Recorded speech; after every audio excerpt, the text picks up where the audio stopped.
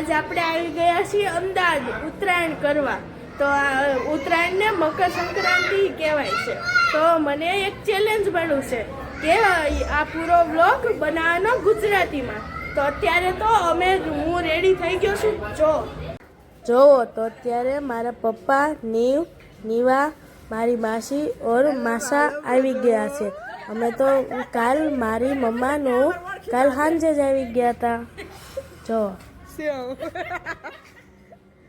અરે મારી કાબર આવી ઉપર ધાબે અને ચગાવી પતંગ.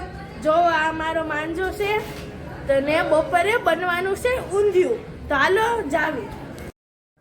જો મારે બે બા ઊંધિયા શાકની તૈયારી કરે છે. અત્યારે બધું શાકને તળે છે. જો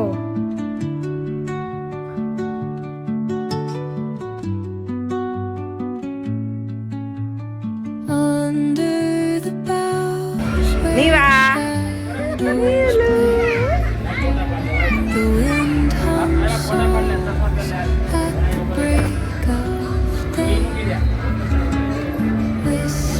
ચાલો ધાબે જઈએ અને પતંગ ચગાવી. જો આટલી પતંગ છે અને આ માંજા છે મારા પપ્પાના.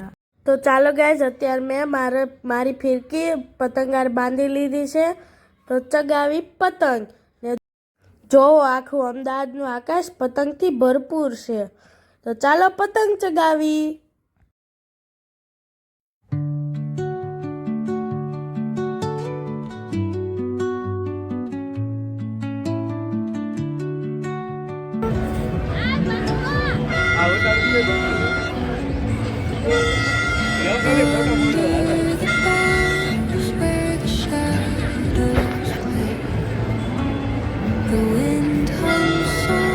તો જો ગાઈઝ અત્યારે ઊંધિયું બનીને તૈયાર થઈ ગયું છે. ચાલો હું તમને દેખાડું. જો આ બનીને તૈયાર થઈ કેટલું મસ્ત લાગે છે. અને અહીંયા મારા બા અને મામી પૂરીઓ કરે છે. તો આ તળવાય મેકી દીધી. અત્યારે અને નીવા ખાવા બેઠા. નીવા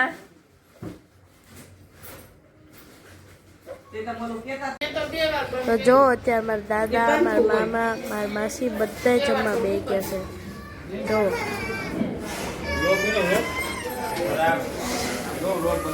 અડધા લોકોએ જમી લીધું છે એટલે તે બહાર બેઠા અને વાતું કરે છે. જો નીવા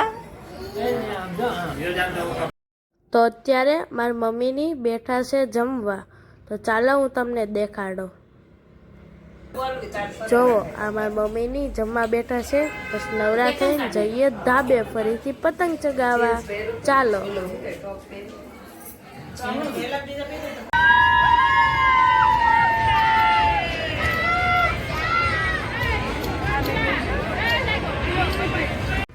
તો ગાઈઝ અત્યારે બધાને લાગી ગઈ છે બહુ ભૂખ. તો અત્યારે મારા દાદા બનાવે છે ચણા ચટપટી.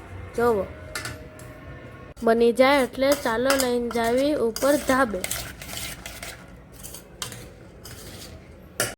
અમે ચટપટી સાથે મમરાના લાડવા ધાણની ચીક્કી સિંગની ચીક્કી લઈને આવી ગયા ધાબે. ચાલો બધા ખાઈએ. ઉત્તરાયણમાં ચોળાફોળી ન ખાધી તો શું ખાધું એટલે મારા મામા સાથે સાથે ચોળાફોળી લેવા ગયા છે. તો આવે તો પછી હું તમને દેખાડું. તો જુઓ ચોળાફોળી પણ આવી ગઈ છે. ચાલો આને ખાવી અને મજા કરવી ઉત્તરાયણમાં. ચોળાફોળીની ચટણી પણ બહુ મસ્ત આવે છે. જો આ બધાય ખાય છે મને. તો અત્યારે સનસેટ થઈ ગયો છે. અને જો ગાઈસ અત્યારે બધાય પતંગ ચગાવીને બેસી ગયા છે અને વાતો કરે છે. હમણાં થોડીક વાર પછી બધા ફટાકડા ફોડવા મળશે. જો તો ગાઈસ અત્યારે સાંજનો ડિનર છે અમારે ઉપરવાળા દાદાને ઘરે. તો ડિનરમાં છે પાણીપુરી. ચાલો જઈને ખાઈએ. તો ગાઈસ અત્યારે પાણીપુરી થઈ ગઈ છે તૈયાર. તો અમે બધા ખાવા બેસી ગયા છીએ. જો ને જો આ નીવા પણ પાણીપુરી ખાય છે. એ પાણીપુરીનું ચૂરણ કરીને ખાય છે. જો તમને પણ પાણીપુરી જોઈને મોંમાં પાણી આવી ગયું હશે ને અમદાવાદની પાણીપુરી તો એમ જ ફેમસ છે. તો અત્યારે મારી મમ્મીને એ પણ પાણીપુરી ખાવા બેસી ગયા. જો અત્યારે પાણીપુરી ખાઈને અમે સૂઈ જશું. Okay bye.